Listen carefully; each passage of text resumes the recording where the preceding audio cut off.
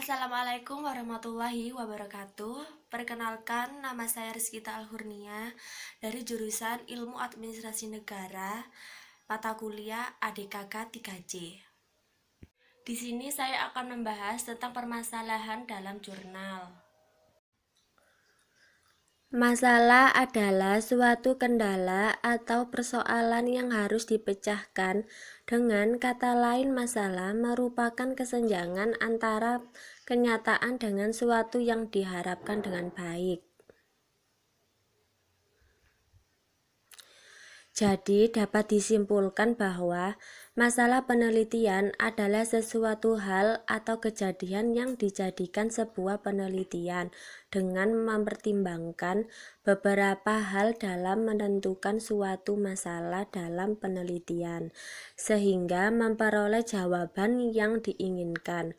Dan masalah penelitian adalah suatu pertanyaan atau pernyataan yang menyatakan tentang situasi yang memerlukan pemecahan melalui penelitian atau keputusan atau perlu diskusikan.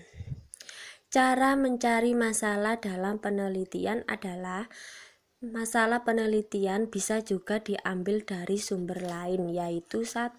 Bacaan, terutama bacaan yang berisi laporan penelitian, 2. Seminar diskusi dan lain-lain, pertemuan ilmiah, 3. Pernyataan pemegang otoritas, dan 4. Pengamatan sepintas, 5. Pengamatan pribadi, 6. Perasaan institutif.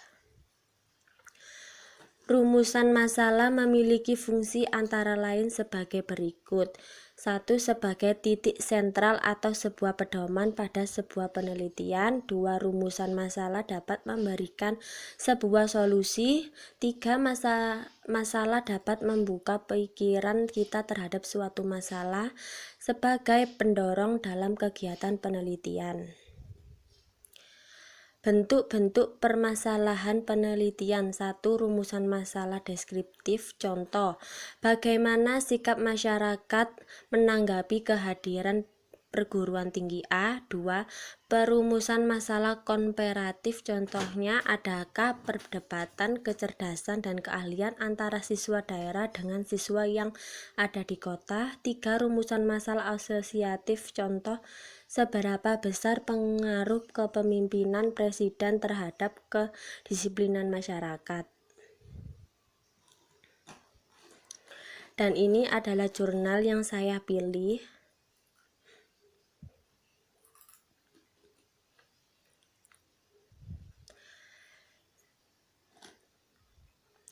Dan jurnal yang saya pilih adalah berjudul Berjualan di atas trotoar menurut UU nomor 22 tahun 2009 tentang angkutan jalan dan lalu lintas serta menurut masalah Mursalah studi di kawasan Pasar Gadang, Kota Malang.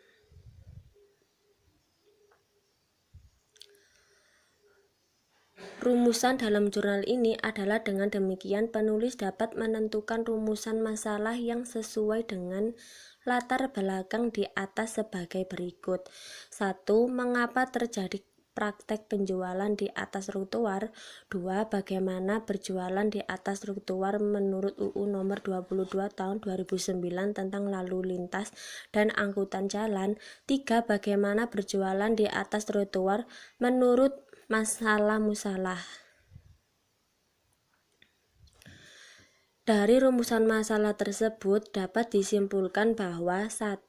Berjualan di atas trotoar di kawasan Pasar Gadang, Kota Malang terjadi karena dari berbagai macam alasan, mulai dari faktor ekonomi, tidak punya lahan untuk membuka lapak, hingga tidak punya lokasi yang strategis buat mencari konsumen. Mereka mengambil jalan pintas berjualan di kawasan Pasar Gadang karena di sana adalah tempat yang sangat strategis untuk mencari atau mendapatkan konsumen, karena di sana pusat dari jual beli di Kota Malang. 2. berjualan di atas trotoar di kawasan Pasar Gadang, Kota Malang. Menurut Undang-Undang Nomor 22 Tahun 2009 tentang lalu lintas angkutan jalan ini masih belum terrealisasi dengan semestinya karena masih kurangnya pemahaman kepada para penjual, bahkan para pemerintah terkait sebab di kawasan Pasar Gadang masih banyak yang berjualan di wilayah trotoar, bahkan di wilayah jalan rayanya. Apalagi jika masuk waktu tengah malam, jalan sampai tidak terlihat karena sesaknya para penjual di kawasan jalan raya.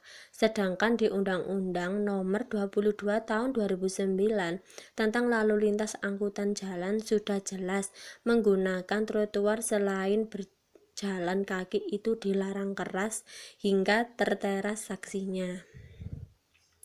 3. Berjualan itu halal, namun berjualan juga harus memperhatikan lokasi untuk berjualan. Selain demi meraup rezeki, harus diperhitungkan masalah keselamatan dan keamanan dalam berjualan. Menurut Maslahah Mursalah, penjualan di atas trotoar di kawasan Pasar Gadang, Kota Malang, Hifnus Naf memberikan kemampuan. Terima kasih, kurang lebihnya saya mohon maaf. Wassalamualaikum warahmatullahi wabarakatuh.